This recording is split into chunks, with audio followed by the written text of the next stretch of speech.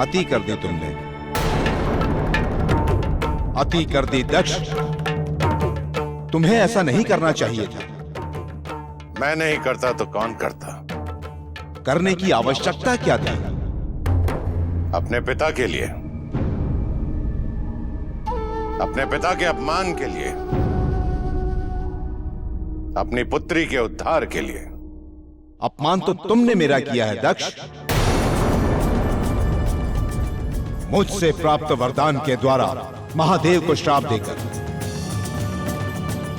उन्होंने तो मेरा एक सिर काटा था, लेकिन तुमने क्या किया? जो तुमने किया है उससे ऐसा लगता है जैसे लज्जा से मेरे चारों सिर ही क्यों ना कट गए। आज जिससे तुम सती का उद्धार समझ रहे हो, आगे चलकर वो उसके पतन का कारण भी बनेगा दक्ष। पुत्री मोह में आकर तुम सती की वास्तविकता भूल गए हो दक्ष। पर अब तुम्हें स्मरण करना ही होगा। यह तुम्हारे लिए अनिवार्य है। तुमने वर्षों तपस्या करके देवी शक्ति को प्रसन्न कर उनसे वरदान मांगा कि वो तुम्हारी पुत्री बनकर जन्म ले। भूल गए? क्या ये भी भूल गए कि तुमने वरदान क्यों मांगा था? ताकि महादेव सती से विवाह करके संसार का उद्धार करें, सृजन की क्रिया को पूरा करें। नियति का वो क्रम उसी क्षण आरंभ हो गया था और तुम ही उसके कारण थे दक्ष, तुम ही उसके कारण थे। अब तुम कितना भी प्रयत्न कर लो, नियति को पूरा होने से रोक नहीं पाओगे। असंभव है पुत्र, असंभव। इसीलिए कह रहा हूं, हठ मत करो, अपने मन से ये विचार निकाल दो, क्योंकि अंत में निराशा तुम्हें ही मिलेगी पुत्र। प्रसन्नता हुई मुझे ये देखकर कि आपको मेरी चिंता है, लेकिन दुख इस बात का है कि आप अपने पुत्र को अभी तक नहीं समझ सके।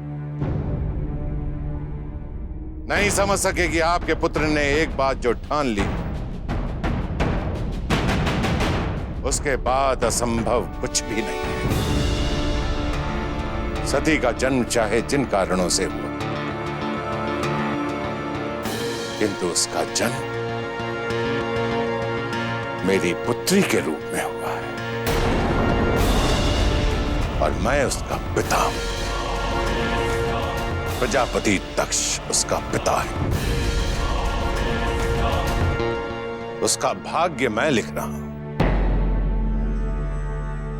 केवल मैं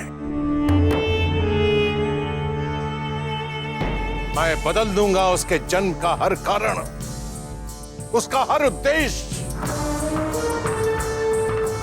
अपने सामर्थ्य से और अपनी शक्तियों से।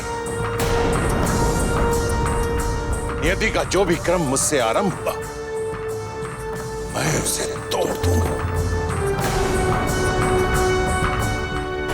इसके लिए अपने द्वारा स्थापित सभी नियम मैं बदल दूंगा, लेकिन सती और शिव को एक नहीं होने दूंगा।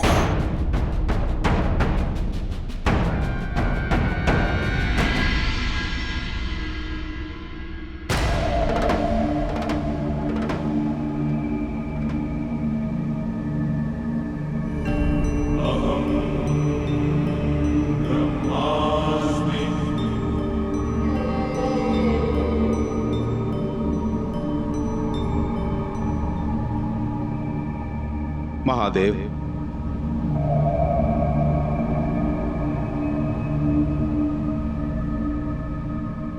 अपने पुत्र के आचरण के बारे में क्या कहूं? मुझे कुछ समझ में नहीं आ रहा है।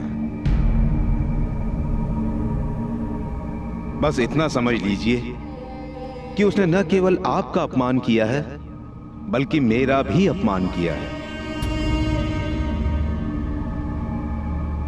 मैं उसे तब तक क्षमा नहीं करूंगा जब तक आप उसे क्षमा नहीं कर देते। किंतु मैं आपसे एक प्रार्थना करता हूं कि उसने जो कुछ भी किया है उसका दंड सती को ना दें। आपको स्मरण होगा कि कई कल्प पूर्व जब मैं अकेले संसार की रचना करते करते थक गया था, उस समय मैंने आपकी तपस्या की थी, जिसके पश्चात आप प्रसन्न होकर प्रकट हुए और संसार के निरंतर सृजन के लिए आपने मेरी प्रार्थना पर देवी शक्ति को अपने से भिन्न कर दिया था, त्याग दिया था। आप अकेले हो गए, अधूरे हो गए। किंतु आज केवल आपके त्याग के कारण दुनिया में 84 लाख योनियां संसार का पोषण कर रही हैं। मैंने तभी निश्चय किया था कि आपको देवी शक्ति वापस करूंगा ताकि आप फिर से संपूर्ण हो जाएं।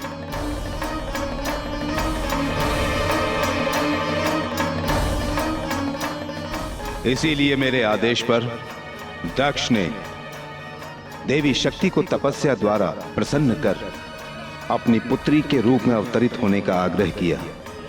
हां महादेव, सती ही आपकी देवी शक्ति है। सती को स्वीकार कर लीजिए। मैं आपसे विनती करता हूं, आप उन्हें स्वीकार कीजिए। दक्ष के किए का दंड अपने और सती को न दीजिए। दक्ष ने जो कुछ भी किया उसका मेरे लिए कोई महत्व नहीं, इसलिए दंड का तो प्रश्न ही नहीं उठता। किंतु सत्य तो यही है ब्रह्मा कि टूटे हुए पत्ते पुनः पेड़ से नहीं जुड़ते। उसी प्रकार कटे हुए अंग को शरीर में स्थापित करना असंभव है। यही आपके रचाए हुए संसार का नियम है। यही इसके निरंतर सृजन का आधार भी है। इसीलिए आपका देवी शक्ति को मुझे वापस करने का हर प्रयास विफल होगा। मैं देवी शक्ति को त्याग चुका हूं और उन्हें पुनः किसी भी रूप में स्वीकार करना मेरे लिए असंभव है। असंभव।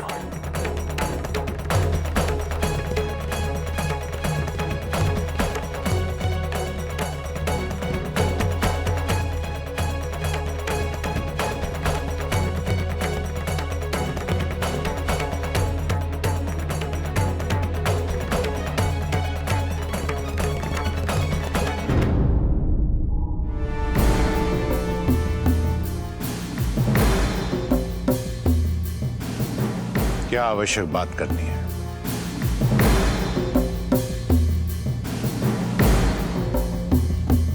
सती कब तक स्वस्थ होगी?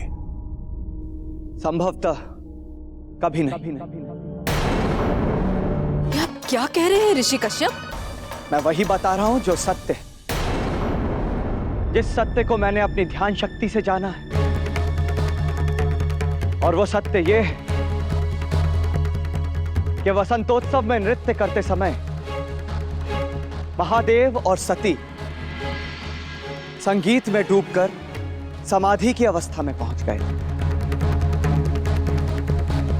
प्रजापति दक्ष के वहां आ जाने से महादेव नृत्य बीच में ही छोड़कर चले गए और सती समाधि की अवस्था में ही रह गई।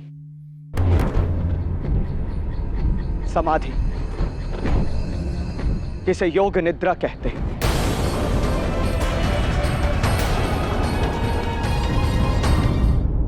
व्यर्थ की बातों में समय ना बर्बाद करके सती को योग निद्रा से बाहर निकालने का प्रयास कीजिए ऋषि कश्यप। मैं आपसे पहले भी कह चुका हूं कि यह असंभव है। क्यों असंभव है? क्योंकि महादेव का स्पर्श ही सती को इस योग निद्रा से बाहर ला सकता है।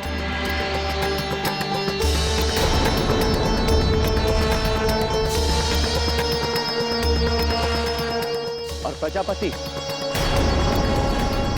और स्मरण रहे, महादेव का स्पर्श भी केवल कल सूर्यास्त तक ही सती की इस योग निद्रा को तोड़ सकता है। यदि कल सूर्यास्त तक महादेव ने सती को स्पर्श नहीं किया तो सती चिर योग निद्रा में चली जाएगी।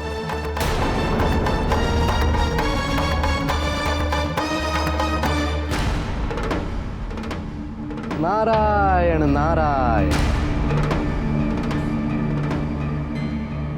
प्रणाम प्रणाम कैलाशपति।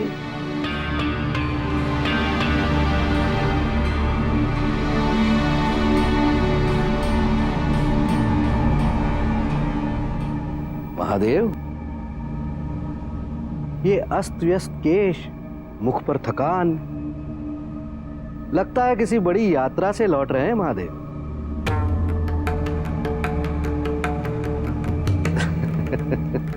महादेव, प्रतीत होता है कि सती के दर्शन के पश्चात आपने मौन व्रत धारण कर लिया है।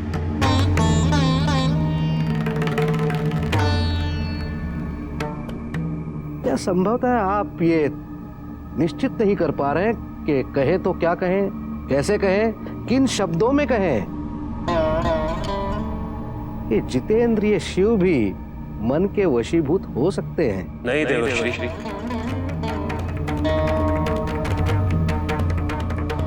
वैरागी कभी मन के वश में नहीं होता।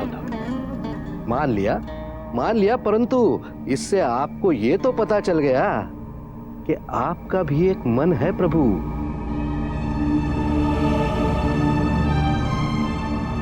और जिसे वश में रखने के लिए आपको प्रयत्न करना पड़ रहा है।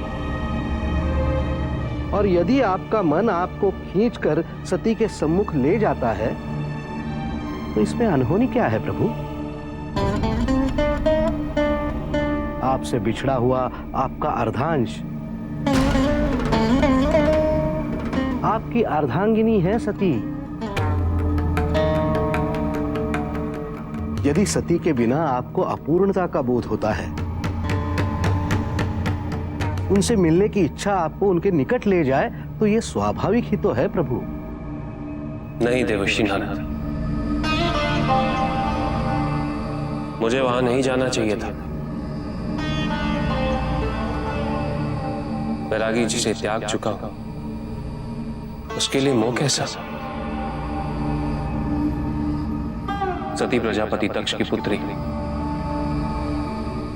और उसे दक्ष की बनाई मर्यादा में ही रहना चाहिए।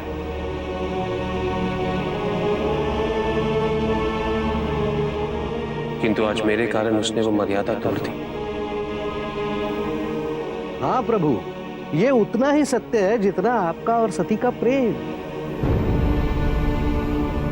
किंतु दक्ष तो यही निष्कर्ष निकालेंगे कि महामंडल की बैठक में आपके हुए अपमान का प्रतिशोध लेने के लिए आपने सती से मर्यादा भंग करवाई है। अब आपका तो वो कुछ नहीं बिगाड़ सकते। सारा क्रोध निकलेगा तो देवी सती पर। और मुझे भय है प्रभु कि वो कहीं उनको दंडित न कर दें।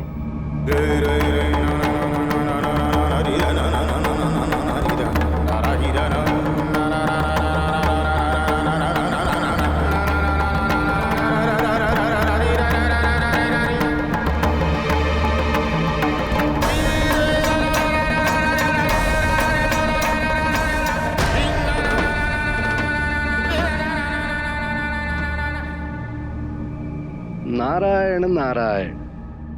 चलिए प्रभु, आज आपको सती की चिंता करते भी देख लिया। मुझे विश्वास है महादेव, आपकी यही चिंता आपका और सती का मिलन अवश्य करवाएगी।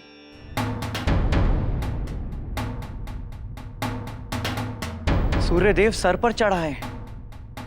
हमें यहां आते आते दोपहर हो गई है ऋषिवर। ये चिंता भी मत कीजिए, महादेव के लिए सती तक पहुंचना तो पल भर का कार्य है।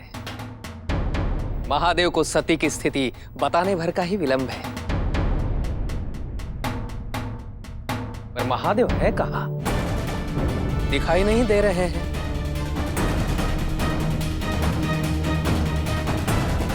प्रणाम ऋषिवर। महादेव कहाँ है नंदी? हमारा उनसे मिलना आवश्यक है। महादेव के दर्शन तो प्राप्त हो सकते हैं, परंतु उनसे वार्तालाप करना संभव नहीं हो पाएगा, क्योंकि कल से ही वो समाधिस्थ है, योग निद्रा में है महादेव। वो देखिए, वहां बैठे हैं हमारे महादेव।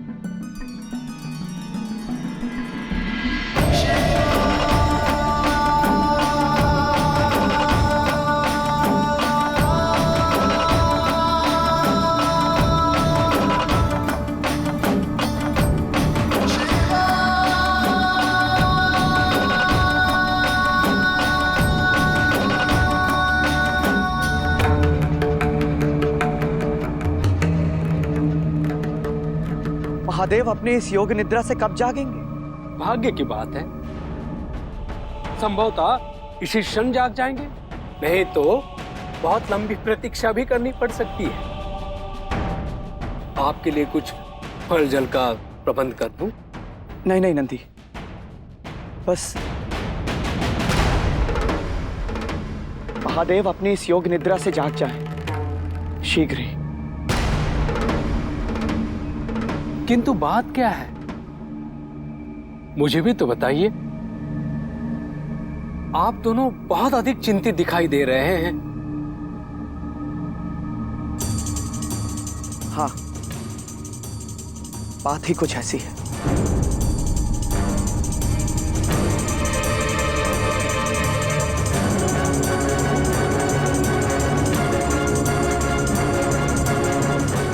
क्या माता सती योग निद्रा में चली गई?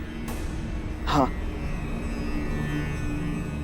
और अब केवल महादेव का स्पर्श ही उन्हें इस योग निद्रा से बाहर ला सकता है। और बस सूर्यास्त तक का ही समय है। यदि सूर्यास्त से पूर्व महादेव ने सती को स्पर्श नहीं किया तो वो सदा सदा के लिए चीर योग निद्रा में जा सकती है। ये तो बड़ी विकट परिस्थिति पैदा हुई है ऋषिवर। महादेव को समाधि से जगाया भी नहीं जा सकता, और यदि जगा दिया तो महादेव क्रोध में आकर सारे संसार में प्रलय ला देंगे, संपूर्ण सृष्टि नष्ट हो जाएगी ऋषिवर। तो फिर हम क्या करें नंदी? सती के स्वास्थ्य हेतु महादेव को समाधि से जगाना ही होगा। नहीं ऋषिवर, हम प्रलय का कारण नहीं बन सकते। परंतु ऋषिवर, और भी तो कोई मार्ग होगा। हमें प्रतीक्षा करनी होगी। किंतु यदि महादेव सूर्यास्त से पहले अपनी समाधि से बाहर नहीं आए तो?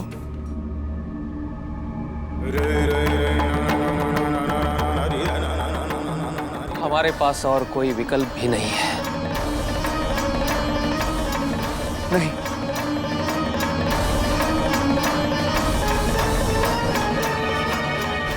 समाधि से बाहर आइए महादेव।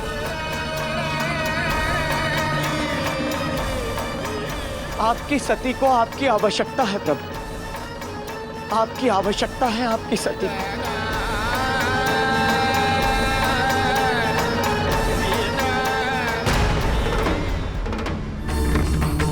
क्या करें हम? महादेव समाधि से बाहर ही नहीं आ रहे।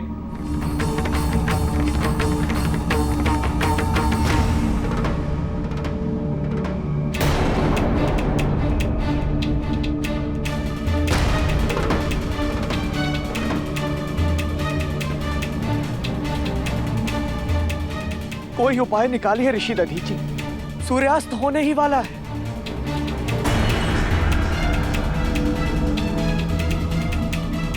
कोई उपाय नहीं सूझ रहा है ऋषिवर। तो क्या हम मूक दर्शक बने देखते रहें? महादेव की समाधि टूटने की प्रतीक्षा भी नहीं कर सकते और उन्हें योग निद्रा से जगा भी नहीं सकते। प्रलय का कारण भी नहीं बन सकते और सती को सदा सदा के लिए चिर योग निद्रा में जाते हुए भी नहीं देख सकते। तो हम कर क्या सकते हैं?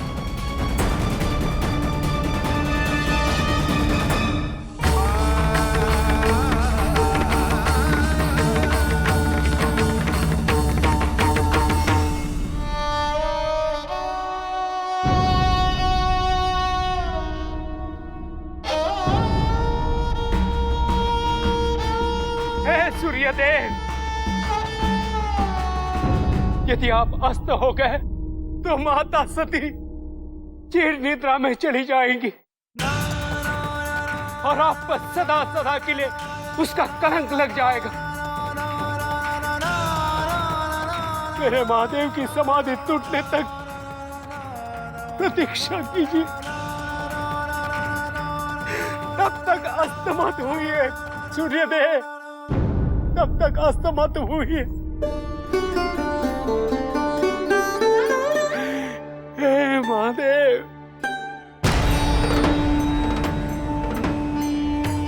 जागिए, उठिए महादेव। माता सती को आपकी आवश्यकता है।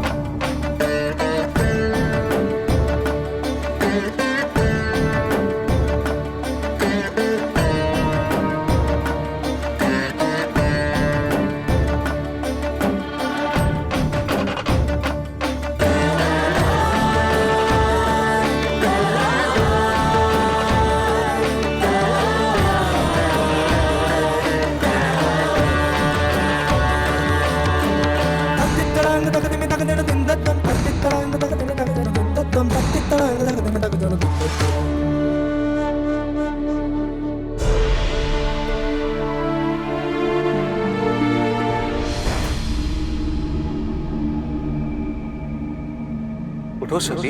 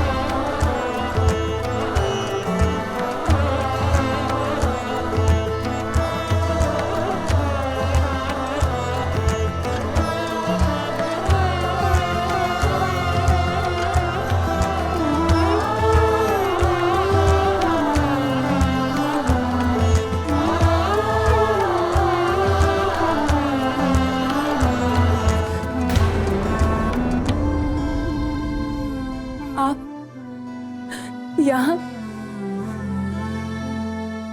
अर्थात पिताजी ने आपको स्वीकार कर लिया है।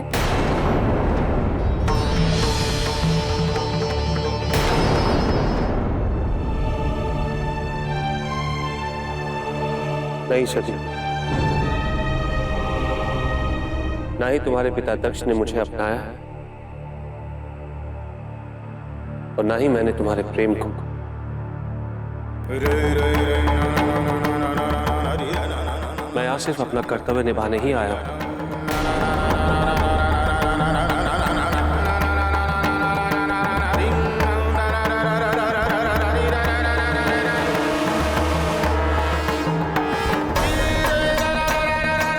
तुम वसंत उत्सव में नृत्य करते हुए योग निद्रा में चली गई थी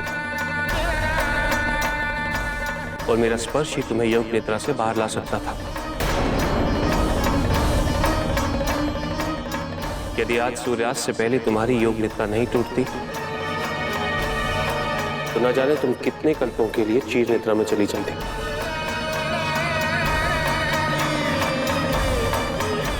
मेरी इतनी चिंता, यदि मुझसे प्रेम ही नहीं तो बार बार मेरी चिंता आपको मेरे पास क्यों ले आती है?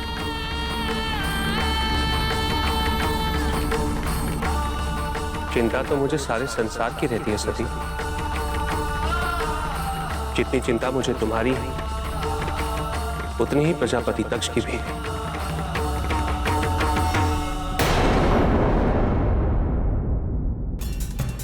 वो तुम्हें योग निद्रा से जगाने के लिए अपने प्रजापति के पद का त्याग करने वाले थे।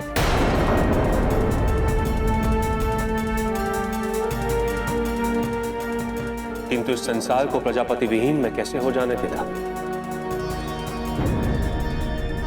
पिताजी मेरे लिए प्रजापति का पद त्यागने वाले थे। हाँ सती, प्रजापति दक्ष एक श्रेष्ठ पिता है। इस संसार में ऐसे बहुत कम पिता हैं जो अपनी संतान के लिए इतना बड़ा त्याग करने को तैयार हो जाते हैं।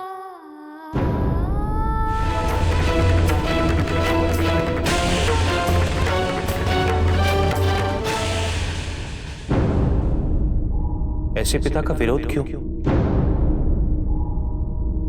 मेरे लिए क्यों सती?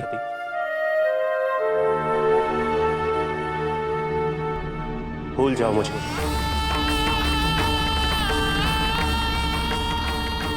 केवल भ्रम है ये तुम्हारा, और ये भ्रम तुम्हारे लिए दुखदाई बन जाएगा।